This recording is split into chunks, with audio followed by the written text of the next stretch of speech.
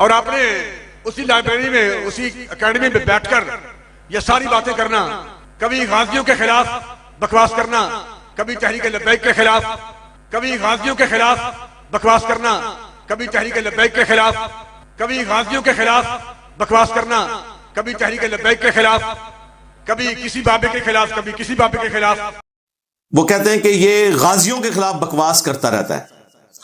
غازیوں کے خلاف بکواس نہیں کیا، ریالٹی آپ کو بتائی ہے۔ آپ نے لوگوں کو یہ کہانی کروائی تھی کہ غازی علم الدین نے پھانسی کا پھندا چوم لیا تھا۔ میں نے تو آپ کو بتایا کہ بی بی سی نے باقاعدہ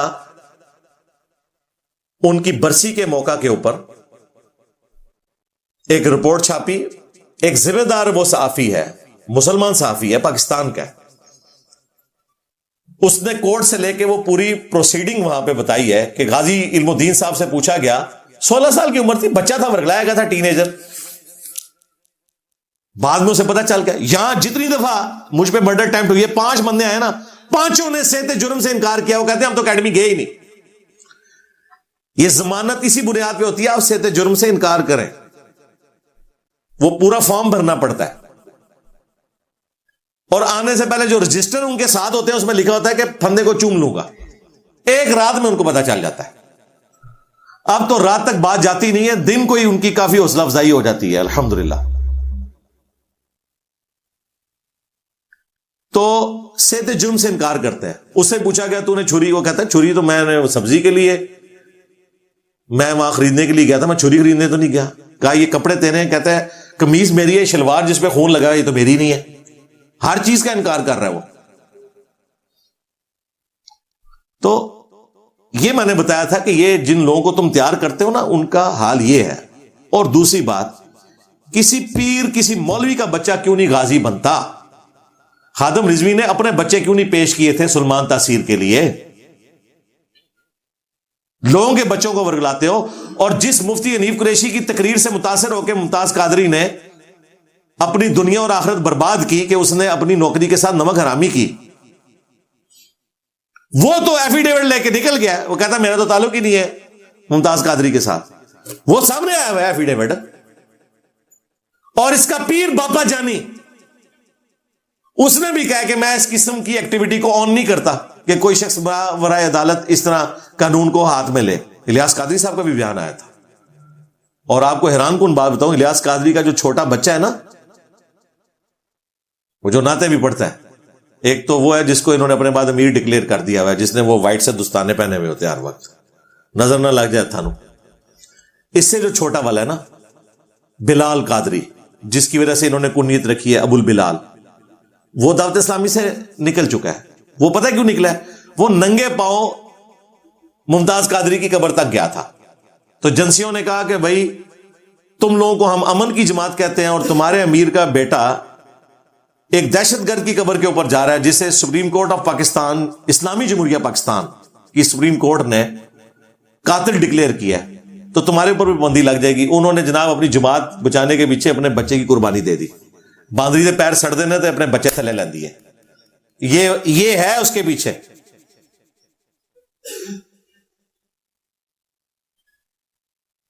تو ان کے پیروں کے اپنے بچے بعد میں ہی نکلتے ہیں، خود نہیں کبھی انہوں نے بچے نکالے، لوگوں کے بچے ورگلاتے ہیں۔ میں نے کئی دفعہ بتایا آپ کو کہ جب یہ ممتاز قادری کا یہ معاملہ ہوا نا، تو مجھے ایک اہل حدیث عالم نے فون کیا کہ ہم اس کا غائبانہ نماز جنازہ پڑھنے جا رہے ہیں۔ اور میں کہا اپنا جنازہ پڑھو گے؟ وہ آج زندہ ہو جائے تو تم وہابیوں کو پہلے قتل کریں۔ پھر وہ اللہ کا شکر ہے جنازہ پڑھنے سے باز آ گئے۔ اور اگر یہ ڈیسیژن نہ ہوتا نا 2016 کے اندر، اور وہ بھی 29 فروری کو، تاکہ برسی بھی 4 سال بعد آئے، لیپ کا سال آئے، تو گلی گلی آپ کو قتل و غارت نظر آنا تھا۔ پہلی دفعہ اسٹیٹ نے جرت دکھائی، اس وقت کے پرائم منسٹر نے، آرمی چیف نے اور چیف جسٹس نے، تینوں نے میٹنگ کر کے یہ ڈیسیژن کیا تھا کہ اس کو ٹانگنا ہے۔ ویسے تو اس وقت کے آرمی چیف کی نیت یہ تھی کہ نواز شریف صاحب کو کس طریقے سے بدنام کریں اور بریلویوں کو ان کے خلاف کریں، اس کے اپنی پولیٹیکل گینز تھے۔ بہرحال اس میں سے خیر نکلا، خیر یہ نکلا کہ لوگوں کو پتہ چل گیا، اور نہیں یہ ٹانگ بھی دیں دے جے، پہلے نہیں تھا لوگوں کو پتا۔ اس کے بعد بھی دیکھیں یہ جتنے پولیس والے کر رہے ہیں، سب معافی مانگ کے تو سائڈ پہ ہو گئے، وہ کوئٹہ میں جو شہید کیا تھا ایک بندے کو انہوں نے الزام لگا کے، وہ پولیس والے کو اس کے گھر والوں نے معاف کر دیے. پتہ نہیں کیسے بغیرت قسم کے ہیں لوائقین ہے کہ جو اس طرح کے قاتلین کو معاف کرتے ہیں. یہ تو دہشت گرد ہیں. یہ تو اسٹیٹ کا کام ہے کہ ان کے مخالف سمت کے ہاتھ پاؤں کاٹے جائیں، انہیں سولی دیا جائے، جو سورۃ المائدہ میں آیت محاربہ میں سزا آئی ہے، جس کو ہمارے آرمی چیف صاحب کہتے ہیں جی فتنہ الخوارج. یہ ہے خارجی اصل میں. تو یہ بکواس نہیں کرتا، ریئلٹی بتاتا ہوں ان کی کہ یہ نمک حرامی کر رہے ہیں. عمر کوٹ میں ایک بریلوی ڈاکٹر کو گستاخ رسول کہہ کے انہوں نے مار دیا، جس کا فیس بک ہیک ہوا تھا. اس بیچارے کا لینا دینا نہیں تھا. پولیس نے پوری، اب مقدمے کے بعد فائنل ہو گیا کہ وہ پولیس والے سارے سسپینڈ ہو گئے. سسپینڈ نہیں، ان کو ٹانگنا چاہیے چوکوں میں، تاکہ آئندہ کوئی پولیس والا حرام خوری نہ کرے، نمک حرامی نہ کرے اپنی نوکری کے ساتھ. استعفیٰ دو جا کے، پھر جو تم نے کتے کی موت مرنا ہے مرو. لیکن یہ نوکری میں رہتے ہوئے ایک بندہ اپنے آپ کو پولیس کے، آپ اندازہ کریں ان لوگوں کی وجہ سے میں سیکیورٹی نہیں لے رہا. مجھے کئی سال پہلے سے پنجاب گورنمنٹ کی طرف سے لائف ٹائم سیکیورٹی ملی ہوئی ہے کہ جی آپ یہ 2 پولیس والے اپنے ساتھ رکھا کریں. اور میں کہ مروان لگے ہو منو، بن کے مروان لگے ہو. وہ عمران ریاض خان صاحب حافظہ اللہ تعالی ہمارے بھائی ہیں، اسٹوڈنٹ بھی ہیں. جب دوسری دفعہ مرڈر اٹیمپٹ ہوئی تو انہوں نے مجھے فون کیا کہ جی میری اپارے میں بات ہو گئی ہے. ان دنوں وہ اپارے والوں کے ساتھ تھے، یعنی ISI کے ساتھ. تو میں نے ان سے بات کی کہ آپ کو نا میں لائف ٹائم نا 4 بندے ارینج کر دیتا ہوں جو ریٹائرڈ ہوں کمانڈو، وہ آپ کے ساتھ رہیں گے، خرچہ میں دیا کروں گا. میں کہ بن کے مروان لگے ہو منو. ہمیں کیا پتا کسی کا کیا عقیدہ ہے، وہ کیا سوچتا ہے. نمک حرامی کریں گے. یہ تکلیف وہ بندہ کاٹ سکتا ہے جو اس پوری فیز کو گزار رہا ہو. دوسرے بندے صرف سن سکتے ہیں، انہیں نہیں اندازہ کہ یہ کیا تکلیف ہے، یہ کیا ماسٹر ہم نے کھڑا کیا ہے. اس ٹائم تو ہم 2017 میں نوٹ بانٹ رہے تھے نا فیض مید صاحب، اور یہ ہمارے اوپر عذاب مسلط کر دیا. بعد میں دیکھیں خان صاحب کے بھی کاٹے فٹ ہوا. اس وقت PTI کی سب سے بڑی کوئی کمپٹیٹر جماعت ہے نا تو وہ TLP ہے. ابھی انہوں نے تازہ دھرنا دیا تھا فلسطین کا. انہوں نے کہا جی ہمارا مطالبہ مان لیا گیا. ہم نے کہا تھا اسرائیل کی پروڈکٹ کے اوپر بائیکاٹ کیا جائے، تو انہوں نے پہلی پروڈکٹ بین کر دی ہے، اور وہ پروڈکٹ ہے PTI. ہاں TLP والے اعلانیہ یہ جلسے میں کہہ رہے ہیں کہ اسرائیلی پروڈکٹ جو ہے وہ بین ہو گئی ہے، اور وہ پہلی پروڈکٹ ہے PTI. ویسے گل ٹھیک ہی نکلی ہے ادھی کہ وہ بین ہو ہی رہی ہے، واقعی انڈکلیئرڈ بین ہے. باقی اسرائیلی پروڈکٹ نہیں ہم مانتے ہیں، ہمارے اپنے بھائی ہیں، ہمارے کئی اسٹوڈنٹس ہیں. یہ تو ایک زیادتی والی بات ہے. میں تو خان صاحب کے بارے میں بھی نہیں یہ کہتا کسی شخص کے اوپر اس طریقے سے الزام لگا دیا جائے. خان صاحب کو بھی چاہیے کہ وہ بھی اس طرح کے الزامات دوسروں کے اوپر نہ لگایا کریں. تو یہ جو کہنا کہ میں غازیوں کے اوپر بکواس کرتا ہوں، بالکل ایسا نہیں ہے. میں غازیوں کی حقیقت بتاتا ہوں، اور یہ بھی بتاتا ہوں کہ مولویوں کا کبھی کوئی بچہ غازی نہیں بنے گا. یہ تمہارے بچوں کو یوز کریں گے. ٹھیک ہے، یہ وہ کام تھا جو ہمارے ریاستی اداروں کو کرنا تھا، جو ہمیں کرنا پڑ رہا ہے. بندوق کی نوک کے اوپر آپ لوگوں کے ذہن نہیں بدل سکتے. اس کے لیے کاؤنٹر نیریٹو کی ضرورت ہے. لوگوں کو بتائیں کہ یہ جو ہیرو تم لوگوں نے بنائے ہوئے نا غازیوں کے نام کے اوپر، یہ غازی نہیں ہے، یہ کوئی جہاد نہیں ہے. ایون اس وقت دنیا میں جتنے جہاد ہو رہے ہیں آپ ان کی اصلیت دیکھ لیں کیا ہے. پاکستان میں جہاد یہ ہو رہا ہے کہ پاکستانی فوج کو TTP کے ساتھ لڑنا پڑ رہا ہے. ان کی بھی داڑیاں ہیں، وہ بھی نمازیں پڑھتے ہیں، ان کی بھی داڑیاں بھی نمازیں پڑھتے ہیں. پڑوسی ملک میں جہاں آپ کہہ رہے تھے خلافت راشدہ قائم ہو گئی ہے، جب سے امریکہ گیا نا طالبان کو داعش کے خلاف لڑنا پڑ رہا ہے. وہ طالبان کو قتل کر رہے ہیں. جس طرح پہلے طالبان امریکنز کو مارتے تھے، اب داعش والے مارتے ہیں. وہ وابی ہیں، اہل حدیث، یہ دیوبندی ہے. یہ جہاد ہے. شام کے اندر سنی شیعہ کنفلکٹ ہے. اب یہاں اوریہ مقبول جان صاحب جیسے بھولے لوگ، سائل ادیم جیسے بھولے لوگ آپ کو جہاد کی آیات بتا رہے ہیں سورہ توبہ سے، سورہ النساء سے. اللہ کے بندو، مسلمان کا مسلمان کو کاٹنا، اس کو آپ جہاد بنا کے پیش کر رہے ہیں. ہاں فلسطین میں کافر مسلط ہیں مسلمانوں کے اوپر، وہاں جو لوگوں کی سٹرگل ہے وہ جہاد ہے، وہ قتال ہے. یا جب تک امریکہ افغانستان میں تھا، امریکنز کے خلاف افغانی عوام کا لڑنا وہ جہاد تھا. یہ اب جو کچھ ہو رہا ہے نا، یہ ساری لڑائیاں آپس کی ہیں ان کی. اور پاکستان میں سنی شیعہ کنفلکٹ کے اوپر آپ نے دیکھا کیا کچھ ہوا ہے. ٹوائلٹس میں شیعہ کافر کے نعرے لکھے گئے, ہمارے ریاستی اداروں کے پش پناہی کے ساتھ یہاں پہ سپاہی صحابہ بنی, بعد میں لشکر جنگوی بنی اور شیعہ کا قتل عام ہوا. سب یہ فرقہ وارانہ تھا, کوئی جہاد کی تال نہیں تھا. آج وہ ساری چیزوں کی غلطیوں کی معافی مانگ رہے ہیں. ہاں, پچھلے جو ہمارے پرائم منسٹر تھے عمران خان صاحب, وہ دنیا میں جہاں کہیں جاتے تھے نا, ان کے گناہوں کی معافی مانگ رہے ہوتے تھے پریس کانفرنس میں کہ جی ہم یہ غلط کرتے رہے, حالانکہ وہ پرائم منسٹر نے نہیں کیا ہوا تھا, کیا ان لوگوں نے ہوا تھا. معافیاں پھر پولیٹیکل گورنمنٹس کو مانگنی پڑتی ہیں آ کے کہ یہ غلط کرتے رہے, تو وہ آج گاٹے فٹ ہوئے ہیں. یہ سارے ایسٹس تھے جو آج فتنہ الخوارج بن گئے ہوئے ہیں. اللہ تعالیٰ ان کے شر سے مسلمانوں کو بچائے. وہ کہتے ہیں کہ یہ کبھی ٹی ایل پی کے بارے میں بھی بہت کچھ کہتا ہے اور ہمارے بابوں کے بارے میں بھی کہتا ہے.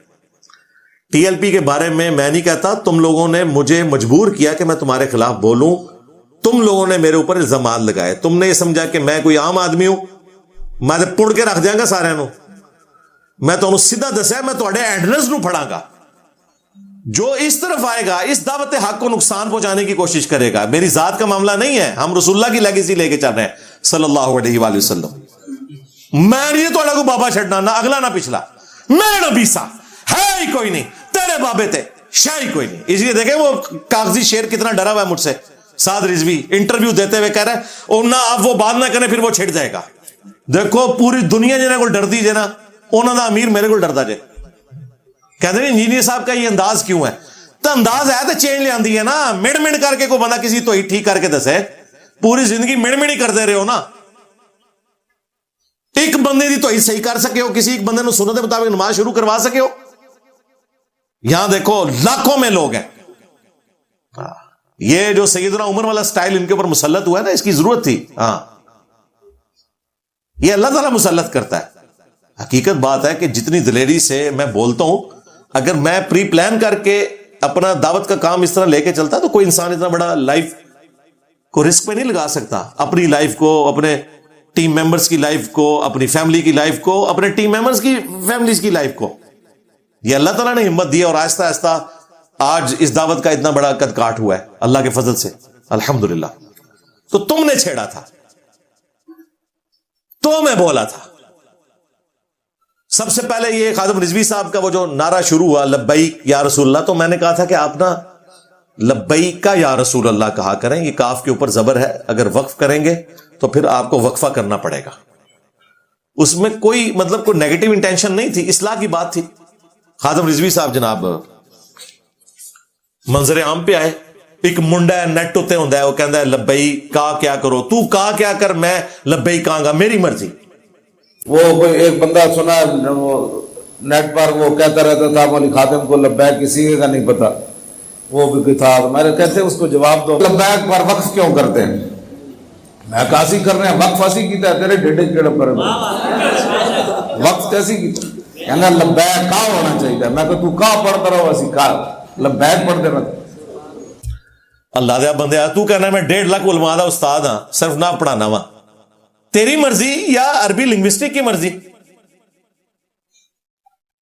اور پھر وہ کشف المحجوب یوں لہراتے تھے جلسے میں, سیم وہی کشف المحجوب ہم اپنے والوں میں دکھاتے ہیں اور کہہ رہے ہیں جی دیکھو داتا صاحب نے لکھا ہے کہ سب تو پہلے صوفی حضرت ابوبکر نے. استغفر اللہ تو بولی موٹے کتاب لے آئے ہو, اے مینو دے ذرا کشف المحجوب سی, اے نا تو بڑا کیڑا صوفی جی, اے داتا صاحب نے لکھا جی تصوف دے باب پہلے سب تو پہلے صوفیاء وچ صدیق اکبر دا ذکر فرمایا. تے داتا صاحب لکھا کہ فرمایا اگر تو کامل صوفی دیکھنا چاہتا ہے تو صدیق اکبر کو دے. سبحان اللہ, کیا بات, کیا بات, کیا بات. ہاں جی, جڑے سینڈ بھی نہ پونجن, ٹھیک ہے, انہوں نے تسی حضرت ابوبکر نو ملا رہے ہو, جنہوں نے جوئاں پہیاں رمن, جڑے نچ کے مرشد بناون, جو نگاہ مار کے لوٹے دی ٹوٹی سیدھی کرنے دے پیچھے بندہ مار دین, جو نہ محرم مریدنیاں نو کیچ کرنا, انہوں نے ملا رہے ہو حضرت ابوبکر نہ. استغفر اللہ. وہ جاؤ اپنے دماغ دا علاج کرواؤ. تو میں نے بتایا تھا کہ بابا جی یہ کتاب جو تم لہرا رہے ہو نا, اس میں تو رسول اللہ کی شان میں گستاخیاں ہوئی ہیں. उनका कुछ करो। तू आना जी ये सूफी है, दाता साहब ने लिखता है, दाता साहब ने तो रसूलुल्लाह के ऊपर झूठ बांधा है कि वो अपने साहबी की बीवी के ऊपर आशिक हो गए थे और बाद में रसूलुल्लाह की वजह से अल्लाह ने उस साहबी की दिल में उसकी बीवी की नफरत डाली और हुजूर ने शादी कर ली। अस्तगफिरुल्लाह। बायजीद बुस्तामी यजीद अब्बे का शुक्र साबित करने के लिए और जुनैद बगदादी का साफ साबित करने के लिए कहा कि हजरत दाऊद अलैहिस्सलाम की भी तो अपने साहबी की बीवी के ऊपर नजर पड़ गई थी और उसको कत्ल करवा के खुद शादी कर ली। ये तौरात के अंदर आया हुआ झूठा वाकया नकल किया और जुनैद बगदादी का साफ साबित किया और बायजीद बुस्तामी का शुक्र साबित करके अपना बेड़ा डोब लिया। और ये ना समझिएगा ये कहते हैं कि किताबें बदल गई हैं, ये वाली ये नहीं बदली हुई चीजें, ये वो हैं जिनका ये दिफा करते हैं। ये चीजें मैंने हाईलाइट की थी कि ये तुम अपने नबी की गुस्ताखियां जिन किताब में हुई हुई हैं उन किताबों को प्रिंट कर रहे हो और आम की कमाइयां खा रहे हो, उन बुजुर्गों का दिफा कर रहे हो। और दूसरी तरफ पीर करम शाह अल अजहरी ने इसी कशर मजूब का मुकदमा लिखा है, ज़ियाउल कुरान पब्लिकेशन उनका अपना था, उससे छापा है और उसमें उन्होंने लिखा है कि इस जैसी किताब ही कोई नहीं है।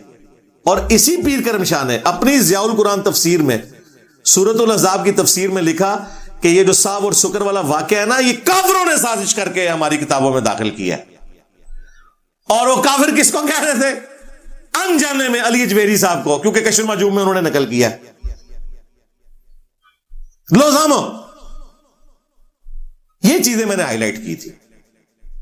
तुम्हारे साथ रिजवी ने मुझे छेड़ा था जब उसने कहा कि ये हजरत अबू बकर का गुस्ताख है, हालांकि इनका एक अपना बरेलवी मौलवी शिया हो गया, आजकल तो गाली राफजी हो चुका है कराची का, उसके खिलाफ तकरीर करते हुए मुझे खामखा गालियां निकाल दी क्योंकि मुझे मिल के गया था वो। और मुझे तो क्रिश्चियंस भी मिलके जाते हैं, मुझे तो कादियानी भी मिलके जाते हैं, मुझे तो बरेलवी भी मिलके जाते हैं। मेरे खाते में डालोगे किसी को? झूठ बोलोगे?